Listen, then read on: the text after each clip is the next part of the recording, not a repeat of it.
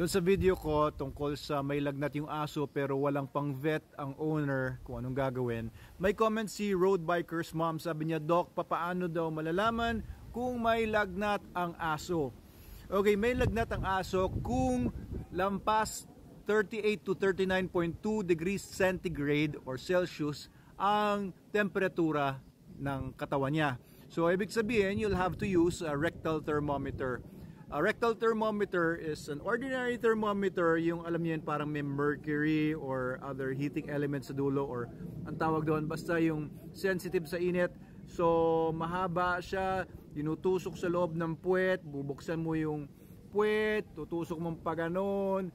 Pero ginagawa po namin yan, lalagyan mo muna ng oil yung dulo ng thermometer, tapos unti-unti isuscrew mo pa ganyan konti pagka may oil at lulusot siya. Pag nasa loob na po yung thermometer, hayaan nyo lang muna siya ng mga 1 minute, and then paglabas mo makikita mo na kung ano yung temperature. Paglampas ng 39.2 degrees centigrade or Celsius yung temperature, then may fever na ang aso ninyo. It could be also, kung wala kang thermometer, no, pag kinapa mo, pag lagi mo namang kinakapa yung aso ninyo, tapos kakapain mo yung singit niya sa may bandang singit sa likuran, malapit sa kanyang pututoy, at maramdaman mo medyo mainit siya compared sa normal, tapos sasabayan pa ng medyo matamlay, sasabayan pa ng medyo ayaw kumain, tuyo yung ilong, etc. Maaaring may fever siya. And kagaya dun sa video ko nga na original na kinokomenta ni Ma'am Road Biker Mom, ay pag may fever yung aso, maaari pong meron siyang infection, viral, bacterial, or other infections or other problems sa katawan. Kasi yung yung fever, it is a part of the inflammatory process na ang katawan natin or ng aso ay inaatake. Maaaring inaatake ng virus o maaaring inaatake ng bacteria or iba pa. Tapos, nilalabanan ng katawan yung virus or bacteria na yon by increasing yung temperature. Kaya po tumataas, nagkakalagnat yung aso, nilalabanan niya yan. Kasi yung mga bacteria, for example, hindi sila nakakapag-multiply ng mabilis kapag masyado mataas yung temperature.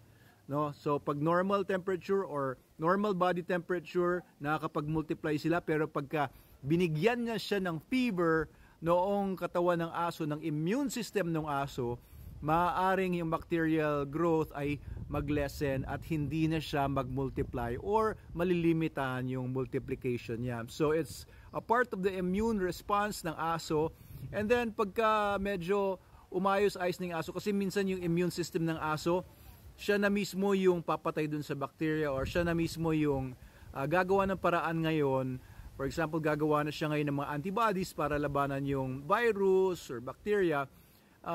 Yung immune system, pag malakas, ay maaaring yun na yung gagamot doon sa aso nyo. Kaya kami mga veterinarians, kapag naggagamot po kami ng aso, tinutulungan lang po namin yung aso mismo na malabanan niya yung sakit.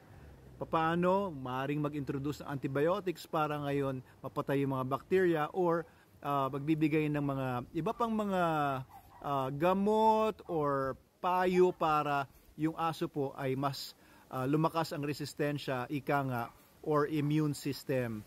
Okay, one thing, no, kapag ang aso ay may sakit, baka po mahina yung immune system nga niya, nutrition.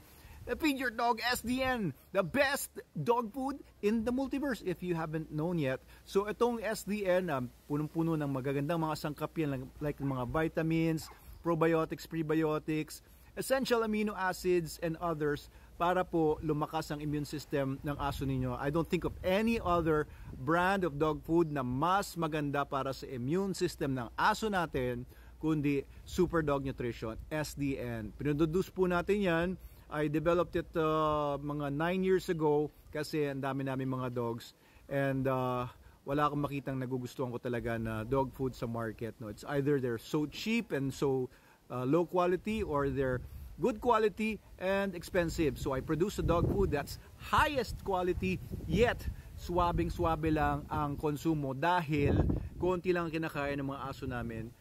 per day, kaya mababa lang ang gastos. Okay, so malakas pa yung immune system ng mga aso namin. Proven ko po yan, and proven ng maraming gumagamit ng SDN ngayon, the best dog food in the multiverse. Of course, release or remove your dog then from stressful situations para makalaban din yung katawan nila. Alisin niyo po siya sa stress. For example, ngayon mainit, baka naman dahil sa init, stress yung katawan niya, ilagay niyo siya sa cooler place. O kaya pag lagi nakakita yung aso ninyo ng mga stressful na mga nagdadaan, inaasar siya, then put him in a more quiet place para makapagpahinga yung aso ninyo. Kasi very important yung pahinga kapag laging naistorbo yung aso niyo dahil maraming dumadaan, maraming nangaasar sa kanya, etc. Then hindi mabibigyan ng good rest yung katawan at nangihinang immune system pag walang rest. And remember, dogs need at least mga 14 to 16 hours of sleep per day. Kahit putol-putol yun. Doble ng pangailangan nating mga tao na 7 to 8 hours sapat na sa atin. Alright, so yun po noon. Dami ko na sinabi pero I hope na appreciate niyo po yung bigay ko ng napakaraming information na hindi niyo naman po hinihingi.